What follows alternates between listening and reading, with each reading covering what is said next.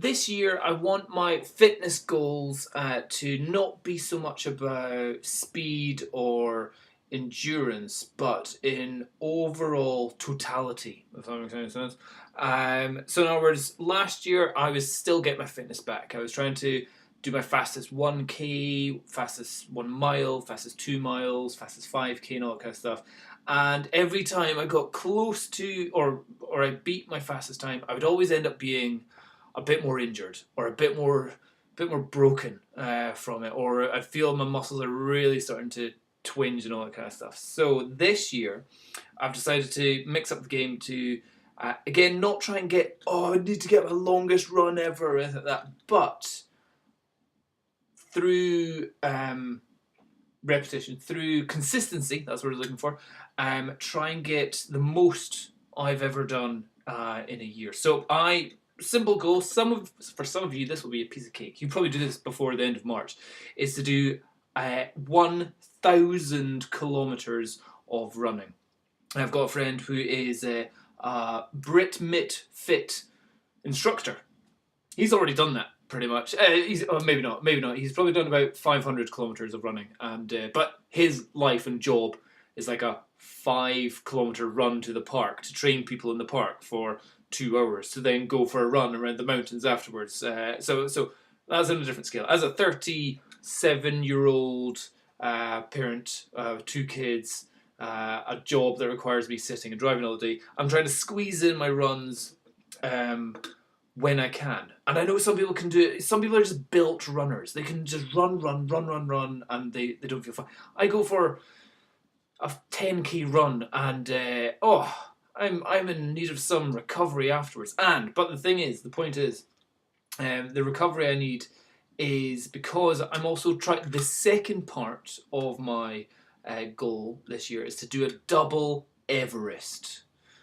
What that means is you find out how many meters high Mount Everest is, and with your GPS watch that records your running up and down hills, it also records your elevation. It's trying to do a double Everest, which, hold on, times by 2 equals 17,000 meters. 17 kilometers of uphill to do in a year. So that's what, running 1,000 kilometers, piece of cake. Running 1,000 kilometers and also going up hills and trail running and stuff like that. That's for me major challenge. So that means, hold on, divide that by 12. Each month I need to do 1,472, and let's see, this is actually February the 20th, so it's near the end. Times that by 2, I should be 2,000. Oh, hold on, I think I'm exactly on target. I have done. I'm 2 meters away. No, 6, 7, 8, 9. 3 meters elevation away from my being on target. But yet I'm 30 days. How's September? But 7 days ahead of schedule. Nice. But it's getting a bit tough. Also, hold on. What is 1,000 km divided by 12? I should know that. That's like 88, is it not? 83.333 a month. Okay, I think I'm on point with that. Again, some people will do an 80-kilometer run and go out for a jog the next morning. For me, I'm usually pretty destroyed from that. So that's my goal. 1,000 kilometers this year with a double Everest. I seem to be on point for that so far. So I've done 156 kilometers. Hold on, times that by 2. Yeah, so I'm about 10 kilometers behind, but I've still got 7 days to go. So I'm right on the mark. But I need to. I think for me, it's a case of just trying to be injury proof. So I'm not trying to go my fastest. I'm not trying to go my longest. I'm not trying to do the most uphill. Well, I kind of am. But as long as I do good effort and then just work on recovery and injury prevention. So really working on stretching, the foam rolling, also kind of focusing on sleeping as well, bizarrely. Really trying to make sure I get to sleep a little bit earlier and fall asleep a little bit better. One thing which I have been using, which has been amazing and just knocks me out like that. If any of you struggle with sleeping, hold on, check this out. Yoga Nidra, my sister told me about this. She's a yoga instructor, and there's lots of put your headphones in, go to sleep, and it's somebody telling you to do some breathing, and breathe in, breathe out, and relax, and do and all that kind of stuff.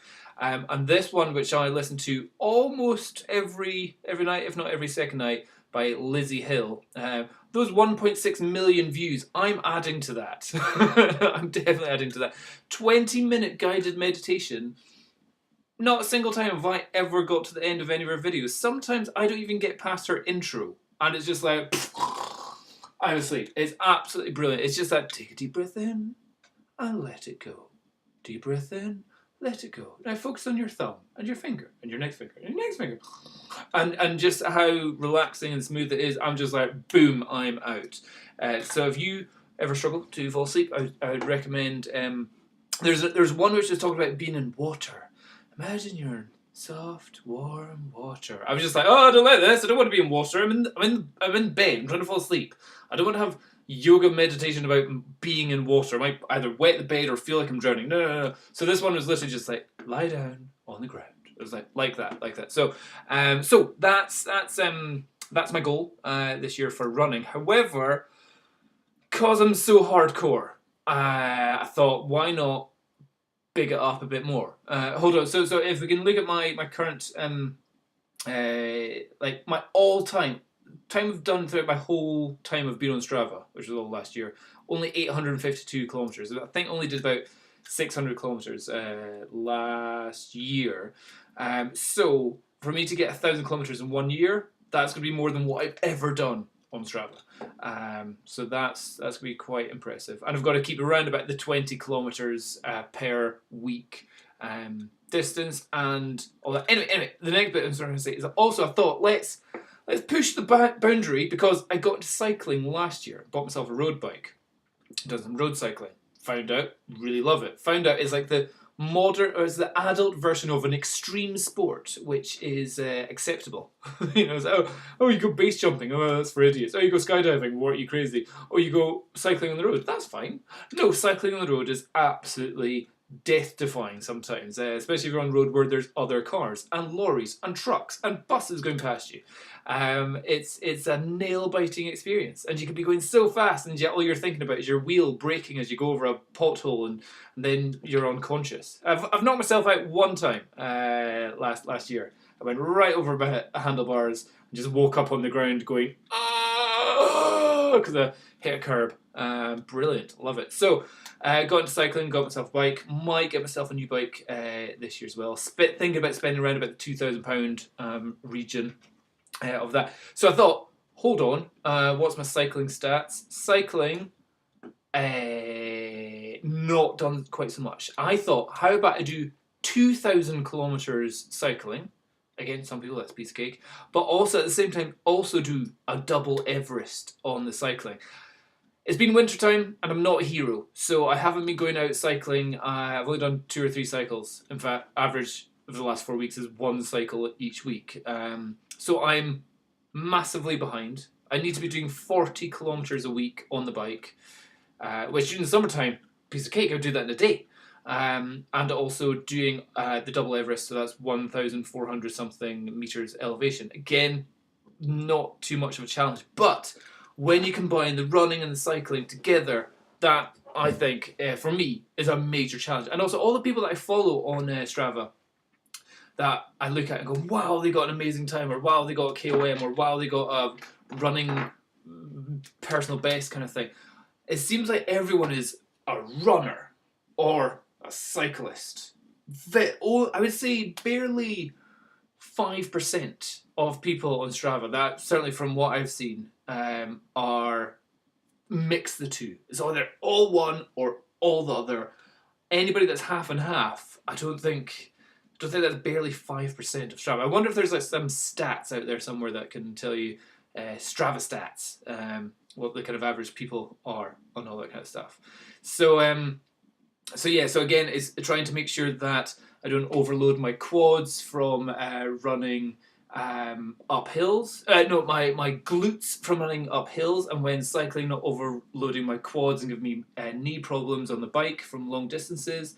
Making sure it's just, I really do lots of stretching, foam rolling, and sleeping and recovery. So when it gets more summery and it's like, hey, Logan, off you go to like put my kids to bed and then I can go for a cycle because it's still sunny. That's when I think my cycling numbers will go up.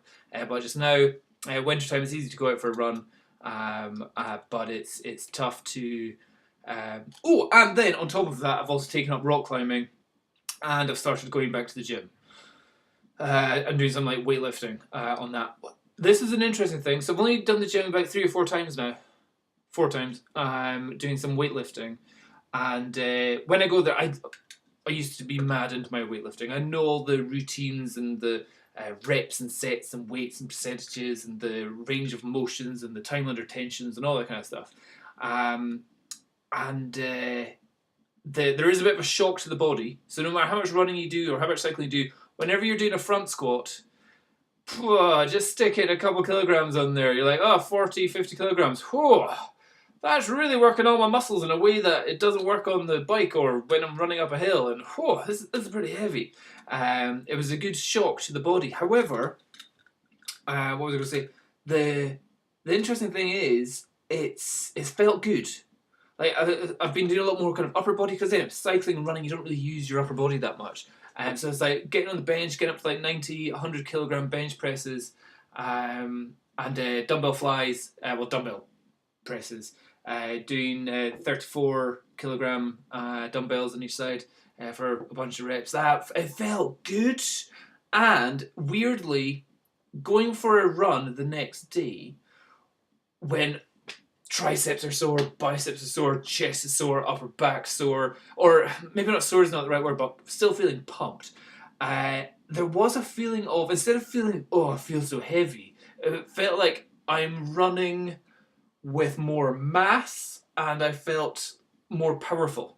There's lots of chat out there about cross training is great for everything, for running or for cycling, but I really like, even just after after the very first gym session, there definitely was a different feeling to it. And again, there was something quite interesting about, like, my right knee was really sore from a big hill run that I did the other day. Again, going uphill, fine. It's the downhill. I had a good long, about 2 kilometre gentle downhill with the wind behind me. I was just pegging it. I was going for it. It was great fun. Over really rough ground and all that stuff. My knee was really sore. And I was like, I could barely walk down the stairs. Went to the gym, did squats, and I was like, yeah, knee feels fine. Did the leg extension machines and the leg curls as well for the hamstrings. And again, knee felt absolutely fine. So again, it's a case of running, the injuries and damages you get from running don't necessarily translate to weightlifting. And if you do weightlifting, the benefits you get from that can translate to, upper body exercise, and weightlifting can have an effect on your running performance, definitely. And I'm not talking about sprinting, I'm talking about I'm just going out for a jog kind of stuff.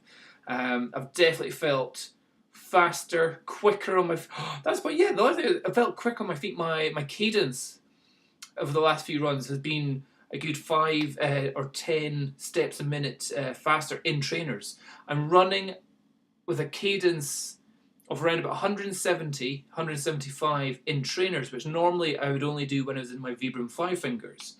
Again, also part of the thing, I'm trying to make sure I throw in one Vibram 5 finger barefoot style run each week as well, to really make sure that the calves are getting a good workout and to keep my cadence high as well. So yeah, lots of goals going on there. And yeah, I would highly recommend doing some weightlifting if you're into running and into cycling, and yoga nidra. That's a bigger conversation I thought I was going to have there. I thought my goals were like, hey, I'm going to cycle a lot, I'm going to run a lot. Done a bit more there. So yeah, cycling, 2,000 kilometers, double Everest. Running, 1,000 kilometers, double Everest.